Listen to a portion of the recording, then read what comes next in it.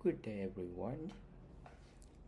We just released a more stable version of Agiflow, and I'll show you how we use Agiflow to do blending with Claude today. A quick update on the product itself. We are now make the project MCP more customizable, where you can enable particular tools or disable particular tools for the project. The same apply for the task MCP. With that in mind, now you can choose the daemon where you can run that using the CLI or run the daemon, and then choose the agent that is supported by the daemon on your device. Here we choose Claude. There are more options that you can choose, and then start blending.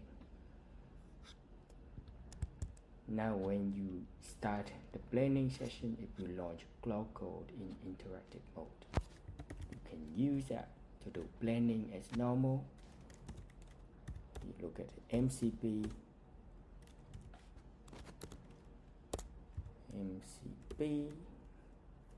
then you can see we launch Claude with the MCP out of the box with the tools available for you to do blending.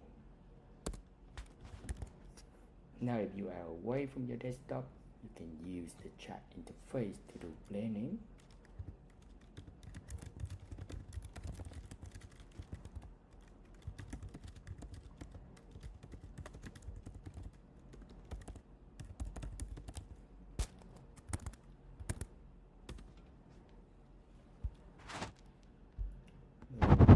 Interact with the chat, it actually also type in Claude input and then submit that for you. At the same time, then you can approve the tools that I just did using the chat interface. You can always go into Claude and do that if you like. Now the task is created. As you can see here, we now have a new task. So you can use our tool to do a full project management blending.